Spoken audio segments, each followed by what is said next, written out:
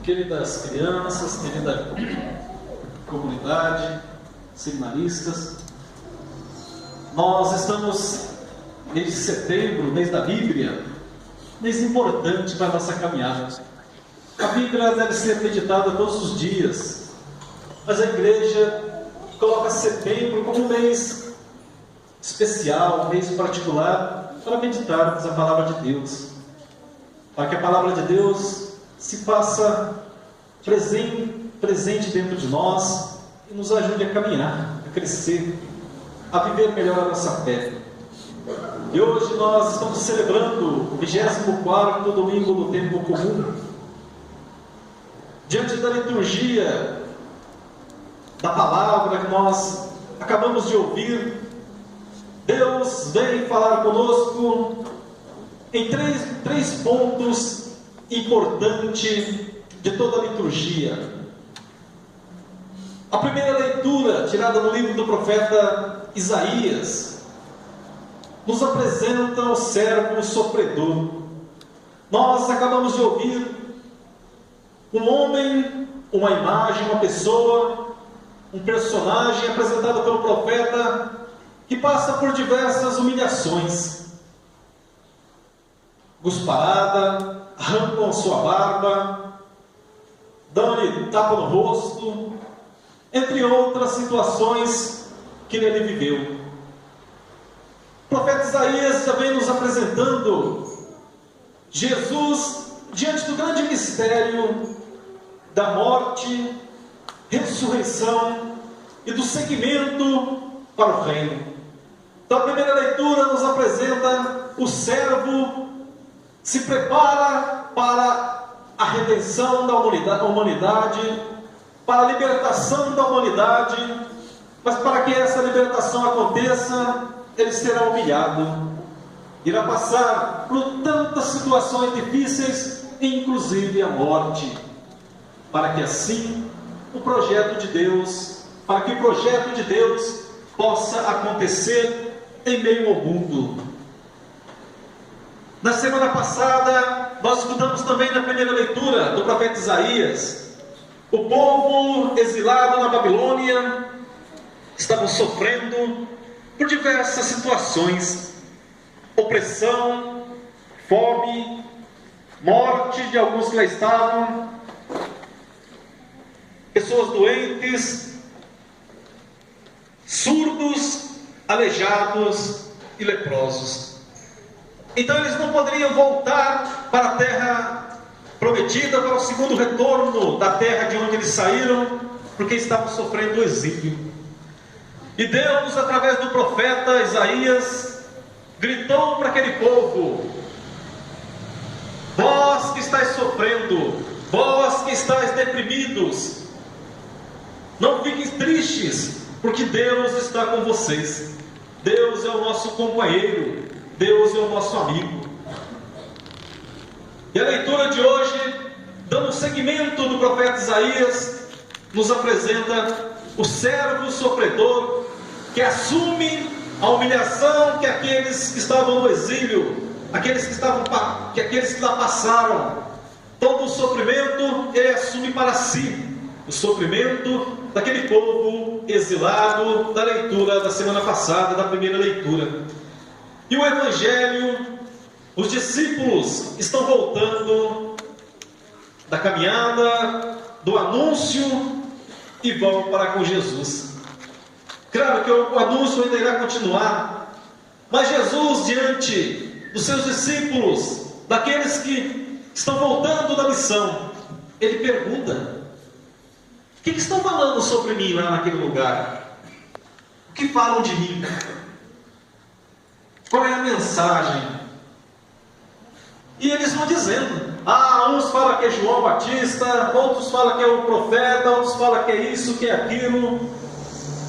Muitos adjetivos são dados a Jesus diante do questionamento. E Jesus não fica satisfeito. Ele se volta para os seus discípulos e pergunta: e para vocês? Quem eu sou? Quem sou eu? Pergunta que Jesus faz também a você da paróquia São Domingos de Sávio. Quem é Jesus para você? Você já parou para se perguntar? Já parou para se questionar? Quem é Jesus? Quem é Jesus para você? Quem é Jesus para você diante da experiência de sofrimento? Quem é Jesus para você diante da experiência da morte da pessoa que você ama? Quem é Jesus para você diante do abandono? Quem é Jesus para você? Se você ainda não parou para pensar, não parou para meditar, para refletir, esta pergunta que Jesus faz aos seus discípulos, comece a pensar, comece a refletir e perguntar para você mesmo: quem é Jesus para mim? Diante do meu sofrimento, qual foi a ação de Deus, qual foi a ação de Jesus na minha vida? E hoje Ele me pergunta: quem sou eu para você? E diante do diálogo entre Jesus e os seus discípulos, Jesus apresenta o seu projeto de vida. Vocês querem me seguir? Vocês querem me acompanhar? Vocês querem ser meus companheiros? O meu projeto é esse.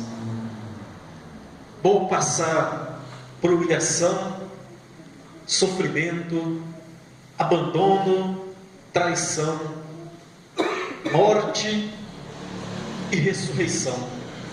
Então este é o meu projeto. Vocês ainda querem?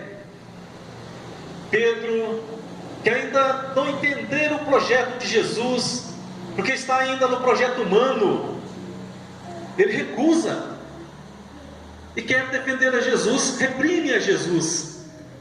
Não, Senhor, sofrimento não, morte não. Mas Jesus, que veio e que para assumir a vontade de Deus em sua vida, reprime aquele homem e o chama de Satanás, como nós ouvimos. Vá para trás, saia daqui. Sua fala é uma fala humana, mas o projeto de Deus é maior. E Jesus, voltando para os seus discípulos, ele vai dizer: vocês querem continuar? O projeto é esse. Vocês querem ficar aqui? A cruz também para nós que aqui estamos. Vocês querem seguir ao projeto de Jesus? Querem dar o sim, continuar vivendo a maravilha da ação de Deus na vida de vocês, na casa de vocês? Existe a cruz do sofrimento, do abandono e a cruz da morte. Não estou fazendo apologia ao sofrimento. O Evangelho nos apresentou: o projeto de Deus passa pela cruz, passa pelo sofrimento, passa pela morte. Não há ressurreição sem morte, não há cura sem doença, não há libertação sem prisão. Nós sabemos disso.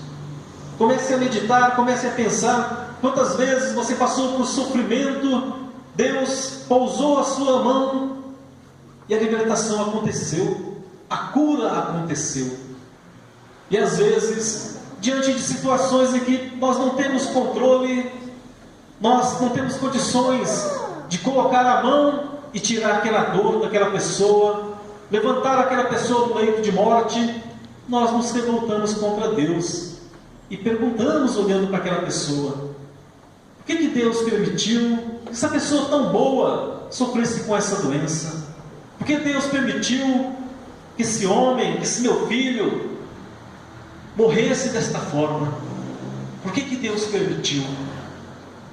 E Jesus, o texto do Evangelho, nos dá uma resposta concreta de tudo aquilo que nós vivemos, tudo aquilo que nós estamos passando, tudo aquilo que nós vamos viver durante esta longa caminhada da vida. Alegria, esperança, mas também acompanhado com a cruz. Não tem como fugir, não tem como escapar da cruz, não tem como colocá-la do lado e seguir sozinho. Jesus nos apresentou a cruz como redenção, como salvação, e o Espírito Santo como consolador. que consola, envia e nos ajuda e caminha conosco, abrindo a nossa mente, clareando a nossa estrada. Por isso, a fé não pode ser vivida separada da experiência humana. Não tem como viver a minha fé dentro da igreja, dentro desta matriz, e lá fora ser uma outra pessoa. Foi o que a segunda leitura nos apresentou. A fé sem obra